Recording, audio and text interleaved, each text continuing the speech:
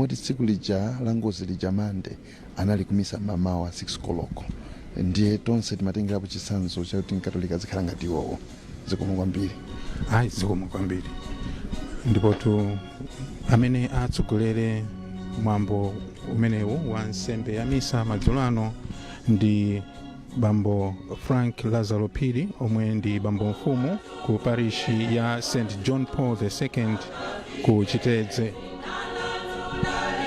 Ndipo tsopano tikuperekeni kuti mwambo onse uyambike.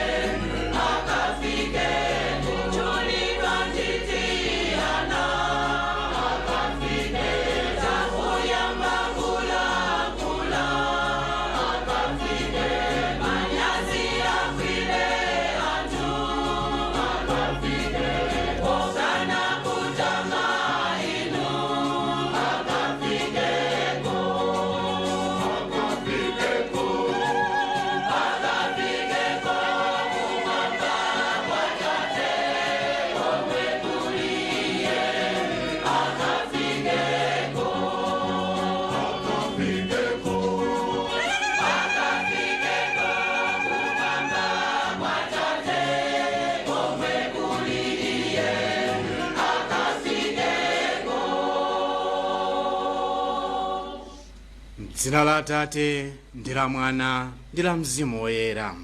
Amen. Ambuye akhale nanu. Akhalenso ndi mzimu wanu. Ndamaliza bwino mpikisano waliwiro, ndasunga chikhulupiriro, ndipo chimene chanditsalira ndikalandire mphotho.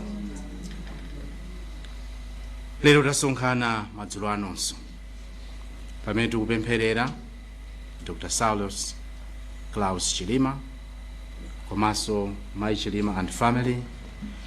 Sitikuiwalanso Mr. Lucas Kapeni komanso achimneneni amayidzimbiri komanso ndi ena onse amene apita nawo limodzi pa ulendo kwa Atate. Imfa sizolowereka, koma chikhulupiriro chathu mwa Mulungu chimatiphunzitsa kuti timugwiritsitse. Mulungu ndi woyera, ife timamuchimwira. Ndifake poyamba pa nsembe ya misayi, tiyeni timpepese polapa machimo athu.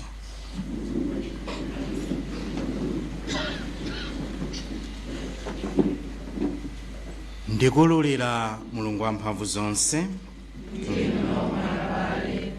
kuti ndachimwa kwambiri pakuganiza, pakulankhula, pakuchita zoyipa ndi pakusachita zoyenera. Ndachimwa kupambana. N'chifukwa chake ndikupempha Mariya Kuligodala, Angelo ndi oyera onse, ndinu nomwe abale, kuti mundipempherere kwa Ambuye Mulungu wathu. Mulungu wamphamvu zonse atichitire chisoni, afafanize machimo athu ndi kutifikitsa ku moyo osatha. Amen.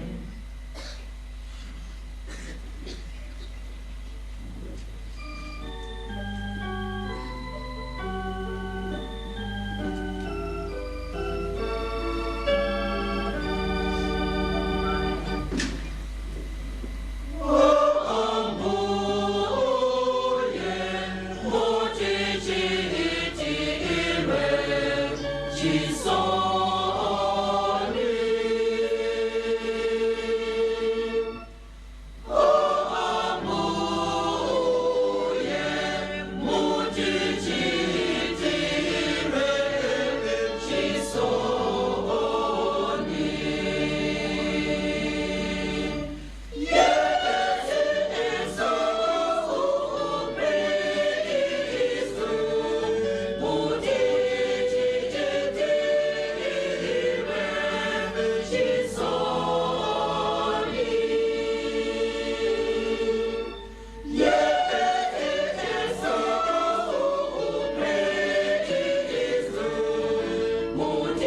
liwiro.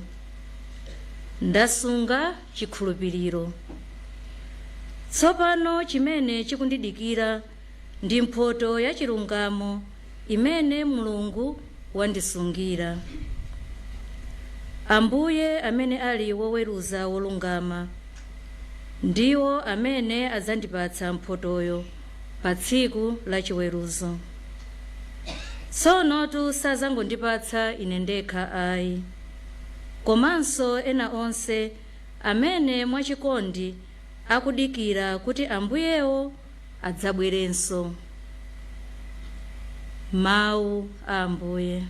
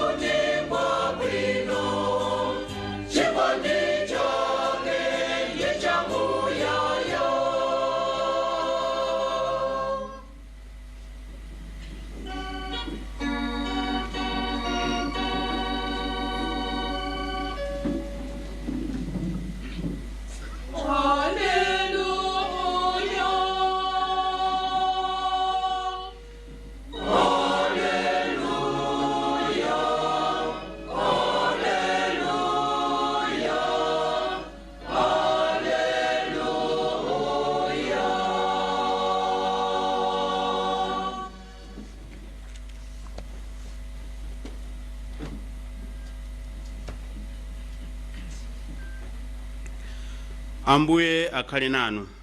Akhaleso ndi mzimu wanu. Mthenga Woyera monga adalembera Mateyu.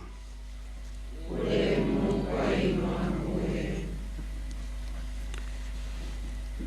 Tiwerenga Mateyu mutu wa 12 ndime ya 33 kulekera 37. Mukanena kuti mtengo uwu ngwabwino ndiye kuti zipatso zake nzabwinonso. Koma mukanena kuti mtengo uwu ngoyipa ndiye kuti zipatso zakenso nzoyipa. Pajatu mtengo umadziwika ndi zipatso zake. Ana a njoka inu, mungathe bwanji kulankhula zabwino pamene muli oyipa? Pajatu pakamwa pamalankhula zimene zadzaza mu mtima. Munthu wabwino amatulutsa zabwino mchuma chabwino cha mu mtima mwake. Nayenso munthu woyipa amatulutsa zoyipa mchuma choyipa cha mu mtima mwake. Ndikunenetsa kuti pa tsiku la chiweruzo anthu adzazengedwa mlandu chifukwa cha mawu aliwonse opanda pake amene adalankhula. Mwakuti chifukwa cha mawu ako omwe mlandu udzakukomera kapena kukuyipira. Mthenga wa Ambuye. Ulemu kwa inu Ambuye Yesu Kristu.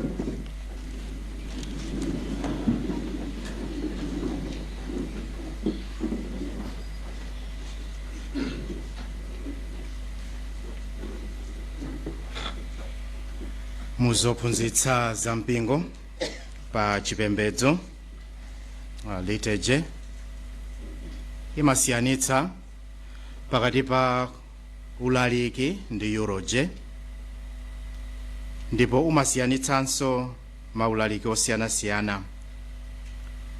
Madzulo ano ndifuna ndigwiritse ntchito mbali imodzi ya ulaliki umenewu, ndipo nditenga ngati theme yanga kuti obedience of faith, kukhulupirika mchikhulupiriro.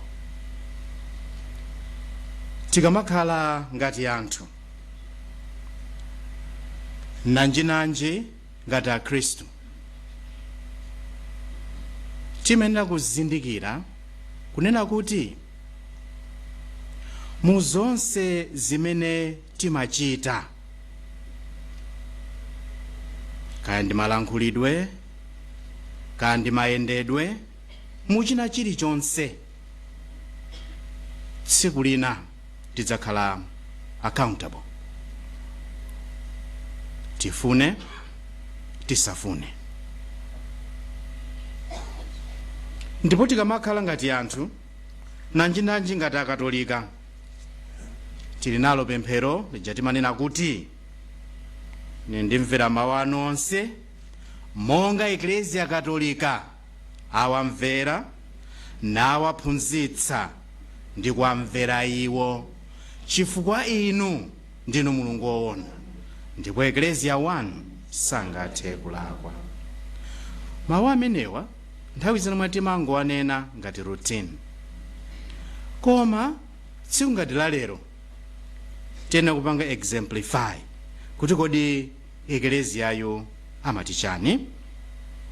Poyamba, munthu aliyense amene ali mkhristu namadzitchula kuti ineyo ndine mkhristu, moyo wako, ntchito zako, komanso zochita zako zena kumayenda nde ndi chikhristu chakocho. Ambiri a ife timangotchula mwina za chikhristu, koma kuchikhala chikhristu ambiri a ife mwina timalephera kapena kuti timakanika. Ndimakonda kunena mawu akunena kuti ineyo nditakhala kuti ndikuyenda mu msewu, nde wina nkunena kuti kodi awasonda abambo Frankia, china chake chatani chalakwika. Nde kuti mwina zimene ndimaonetsa kubwalo kapena kwa anthu ndi zimene ndili zikhala zinthu ziwiri zotani zosiyana. Tikamakhala ngati akhristu, we have to strive kukhala chimene chikhristucho chimanena. Mawu yambaja Paulo akunyada chaka chiyo chakwathu timati akusimbwa kapena akutumbwa. Ine ndamenya nkhondo yabwino, ndamaliza bwino mpikisano waliwiro. Ndi chifukwa chani Paulo amanena zimenezi? Poyamba amadziwa chimene iye anali. Poyamba anali Saulo, nukasanduka ndani? Paulo.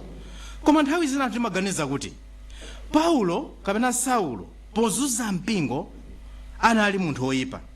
Kwa ife akhristu ndizoona, koma potengera Judaism, he was very righteous, chifukwa amapanga defend chikhulupiriro chake chimene samachidziwa kuti kodi amene ali kudzachimalizitsa ndi ndani.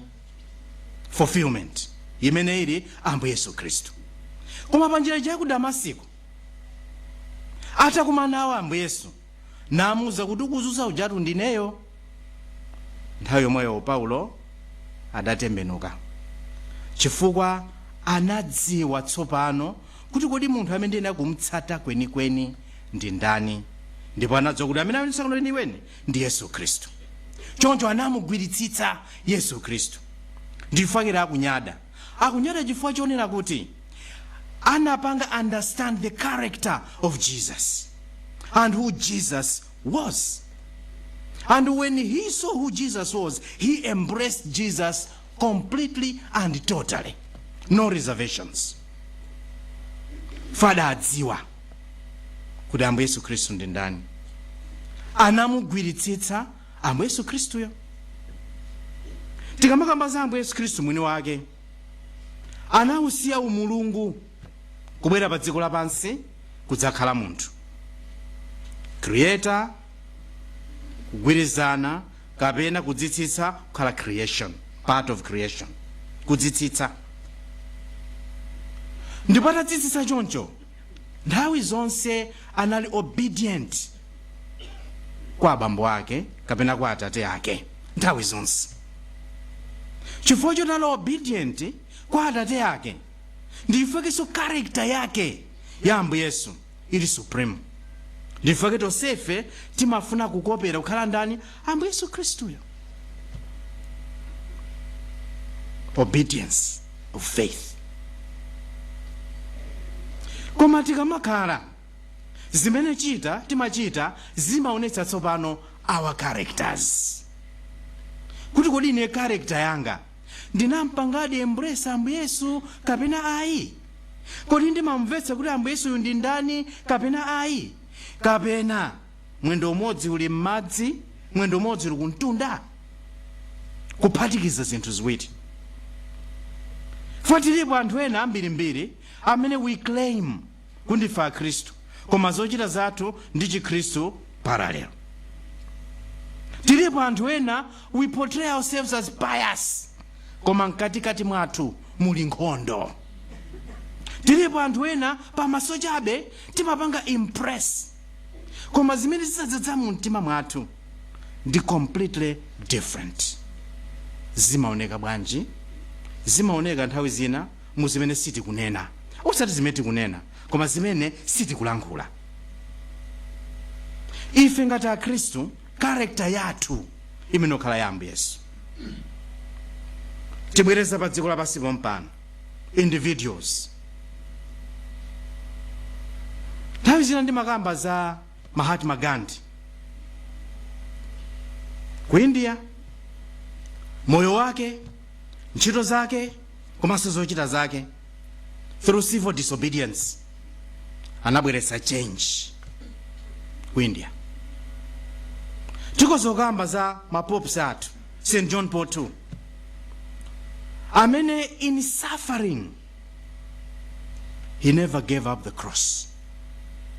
Mpaka mmanda. Chitsanzo. Koma suli ma characters ambirimbiri amene inu ndine tikoza kunenapo. Mujande manena sitimapanga eulogy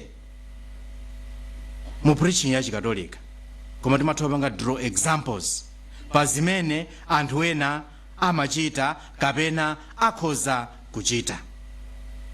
Poyamba ndifuna kuti aliyense amene abwera pano mutadziyang'ana mu mtima mwanu.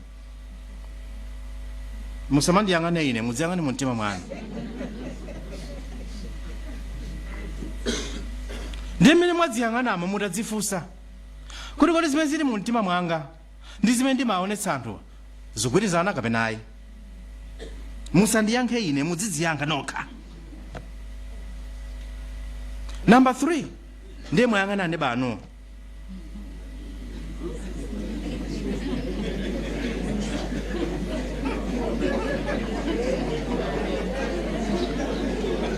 Ndiye mukawaona mutadzifunsa kunena kuti kodi zimene ndikuona pa nkhope ya awawa ndi zimenewo ali kapena ayi? Ena ndino ma strangers koma you can still infer.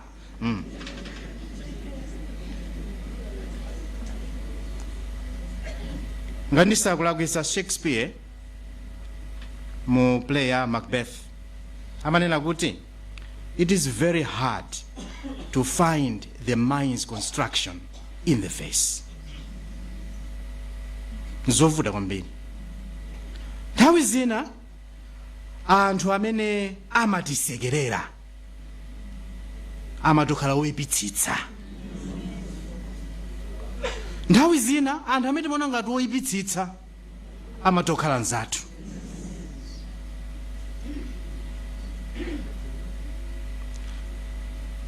Tikamakhala ngati anthu ndipo khapokha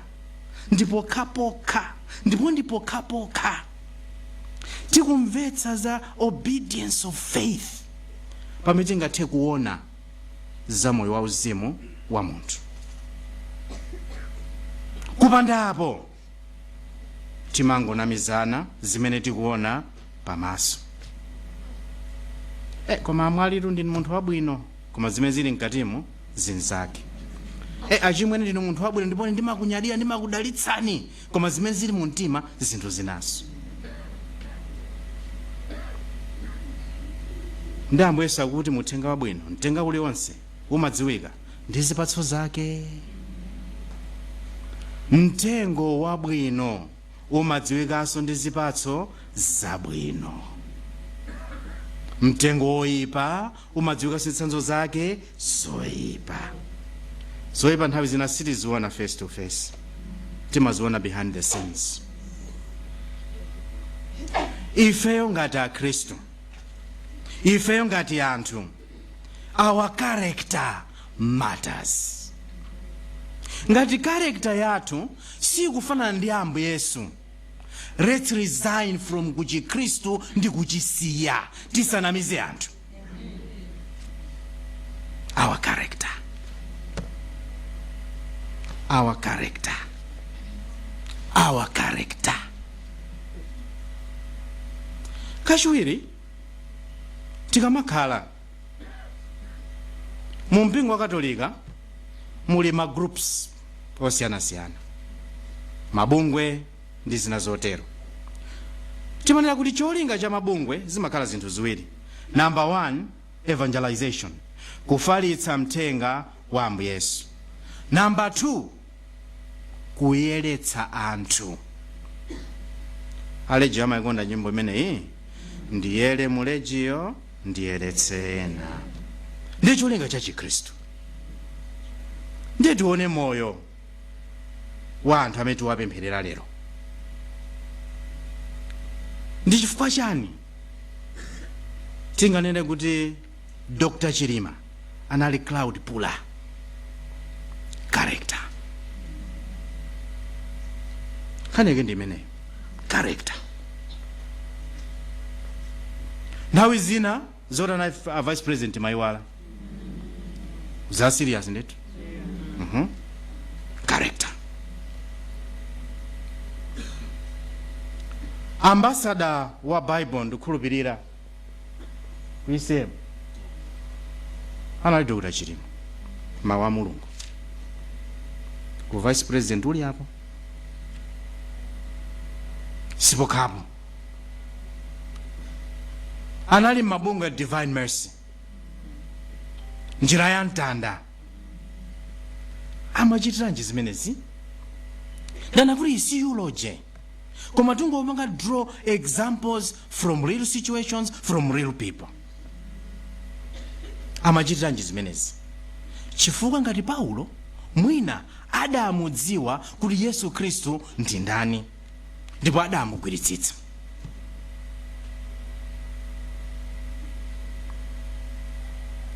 Ena amene anyamuka nawo kozonena aso pano timawadziwa inafe personally. Mwachitsanzo Mr. Kapeni, ukaona chithunzi cha VP umaona kutiko kumbuyo. Ndikhulupirira a loyal person to his job. Amadziwa chimene amachita. So kawo achisomo chimodzimodzi. Little did they know kuti ponyamuka pasi pano adzanyamukiranso limodzi. God's plans are not ours. Koma muzonsezo tikonamo character. Chimene chimatisiyanitsa anthu ndi character. osati karekta yonamizira ayi, koma tunena karekta yeniyeni imene mapanga portray kuti iweyo ndiwe ndani. Tunena karekta yake imene Ambuye Yesu tusamanama ayi. Akafuna kwa nyanyula andana Afarisi samakhota. Paulo yena akafuna kulankhula na Yesu samatani kuti samakhota. Karekta. Lero pene tikuwapempherera abale athuwa tisinkhesinkhe our own characters. If ametira Katolika, how Catholic am I? If etimira atira Kristu, how Christian are you? If ametira ma Muslims, how Muslim are you? If ametira ma Pentecostals, how Pentecostal are you? Character. Njifake mtengo uliwonse umadziwika ndi zipatso zake. Simukachole mandimu pa maorange ayi. Simukachola mango pa mapapaya ayi. Mukachola mango pa mango, mapapaya pa mapaya. Character. Tuwapempherere anthu amene amadzibisa ma hypocrites mu character zawo for conversion and change. Tizipempherere ifenso amene tasonkhana lero kuti ngati aKristu, ngati akatolika, moyo wathu usonyeze chimene tikhulupirira, obedience of faith. Monga Eklezia Katolika awamvera nawaphunzitsa ndi kuamvera iwo, ndinu Mulungu woona ndipo Eklezia wanu sangathe kulakwa. It's our faith. Ndi chikhulupiriro chathu.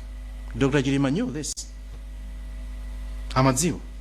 Ndichifaka amatamanga za Chikristu. He knew. Koma because he discovered Jesus. Anadamuza kuti Yesu Kristu ndi ndani, and then he embraced Jesus Christ. We are not judging. We are just drawing examples from yoyo yanthu. Majirim. Take consult.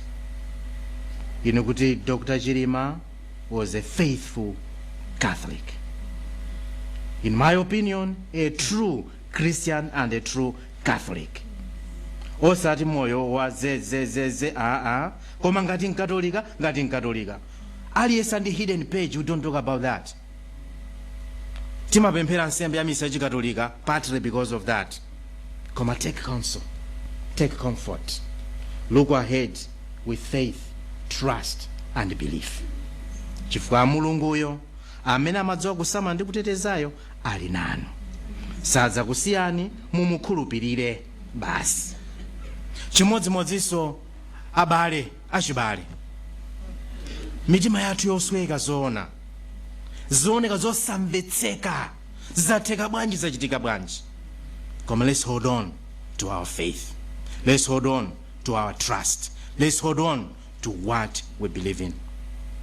If ametiri pano powapempherera abale athu, tikumbukire achewa amati moto umapita kwatsala chire.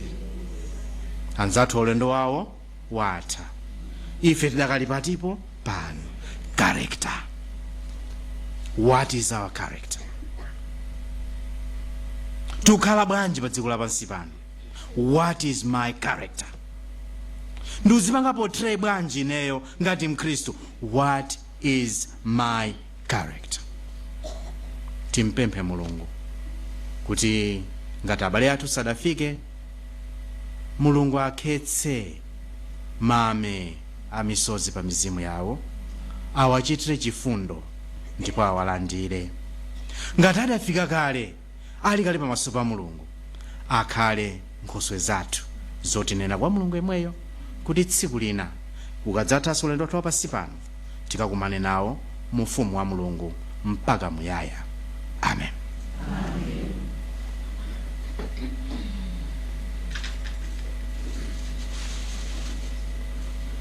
Nyimbo number 74.